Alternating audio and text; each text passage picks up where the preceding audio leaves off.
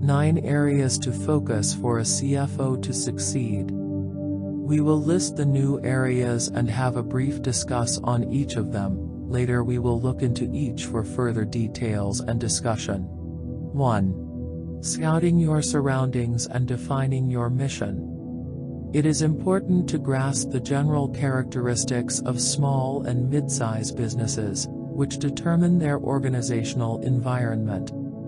As a head of finance, you must fully understand the nature of your position, your place within the organization, and the expectations of your bosses.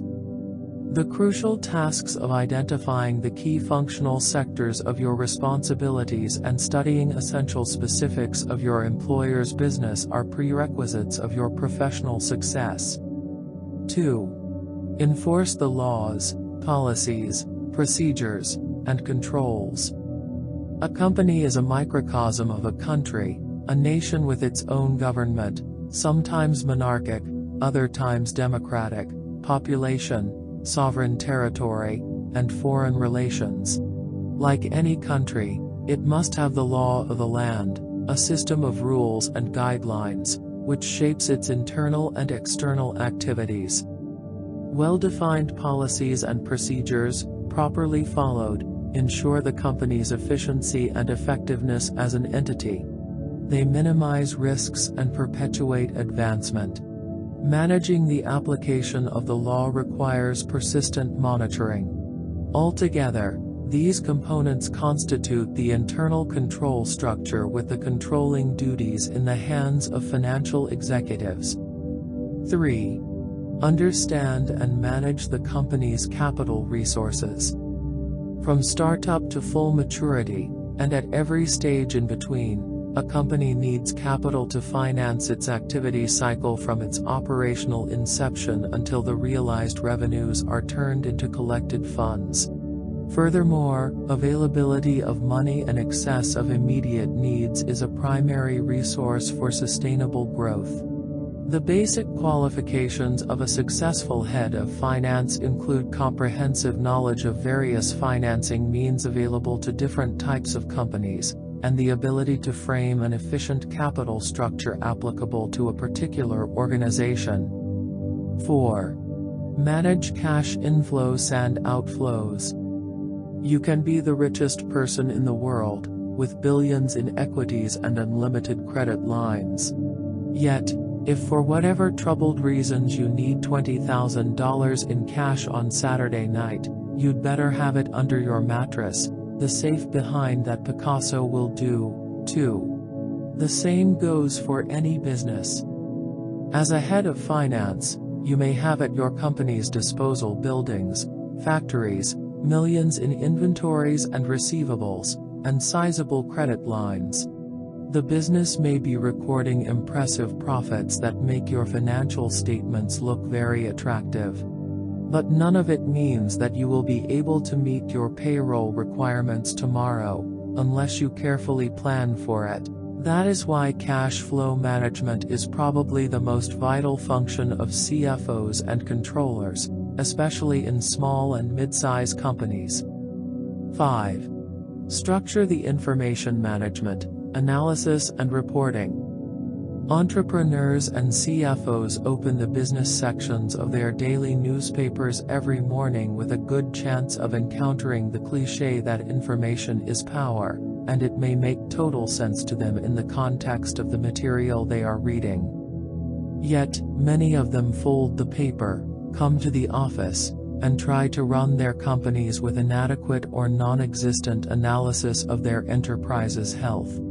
This is the functional area, where a CFO or controller can impact the commercial survival of the business in the most profound way. Quality and expediency of analytical and reporting activities are at the heart of executive decision-making, and have the power of promoting a success or instigating a failure. In the fast-paced environment of the present economy, providing essential information at the right moment is like supplying oxygen to a human brain. In its absence, you cease to exist. 6. Accounting by the book. This is not a part in which I try to jam the entirety of accounting theory and its practical application into a few chapters. It would be an impossible and, most importantly, unnecessary task. Even the owner of the smallest business needs the support of a knowledgeable accountant, and the readers who have reached the top levels of accounting and finance management wouldn't have been able to do so without knowing their way around their company's books. It therefore makes more sense to concentrate on several important elements that strongly affect the quality of conventional accounting's final products, the financial statements. Yet these items are, according to my observations, frequently overlooked, ignored, or forgotten. Standardized accounting principles used in preparation of the financial statements make these documents universally acceptable as a company's credentials to lenders, investors, commercial partners, licensing agencies, and governments. So, it is important that the books are compliant and the statements reflect the company's position accurately. Even if the books aren't being audited by an independent accounting firm, they should still be timely and correct. Business conditions constantly change, and the need to present financial statements to an external party may emerge unexpectedly. 7. Manage risks. There was a time when the only risk prevention policy employed by accounting and finance professionals was to try to veto any innovative or enterprising initiative.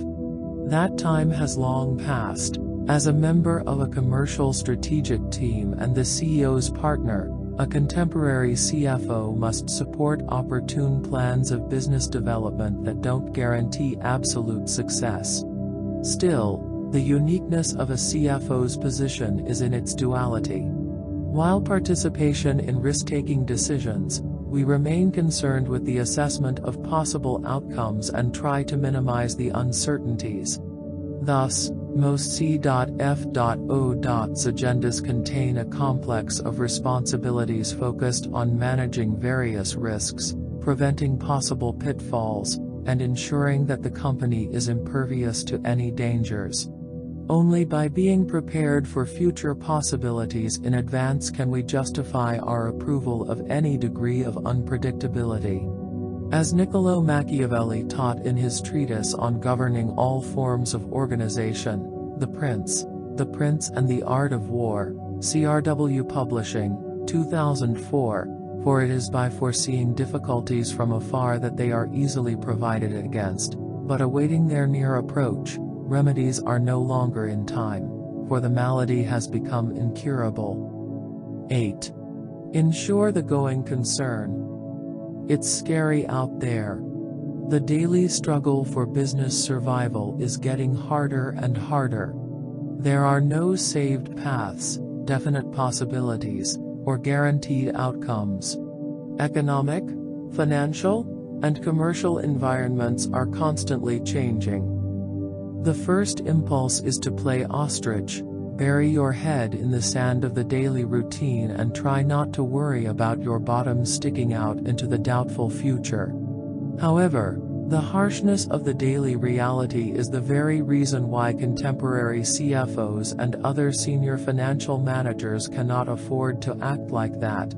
You have to raise yourself above the scope of direct functional responsibilities and define your position from a holistic point of view, as an integral part of the business mechanism. You have to be brave and look forward. Partnering with the CEO/business owner in the process of shaping the company's future became a mandatory job requirement a decade ago. Today we must go further and not just participate and support, but also apply our commercial acumen to formulate and propose new initiatives. It is a misconception that these tasks belong only to the world of big business. Small and mid-size companies are more vulnerable to external impacts and, therefore, in need of even more strategic executive care. 9. The management of people. Many functions discussed so far are essential parts of business administration and organizational management, development of policies and procedures, enforcement of performance criteria, planning, controlling, and so on. Managing human resources, both as a set of routine tasks and as a process of dealing with actual people, is probably the most idiosyncratic of job requirements for financial executives. We try very hard to stay within the comfort zone of accounting principles and financial concepts, abstracting the labor units and titles on organizational charts from the individuals they represent. Yet the impact of the human factor on the company's activities is too significant to ignore. So, in order to succeed in this functional realm, we have no choice but to summon the most diverse complex of abilities, practical expertise, specialized knowledge, psychological acumen, behavioral awareness, and people skills.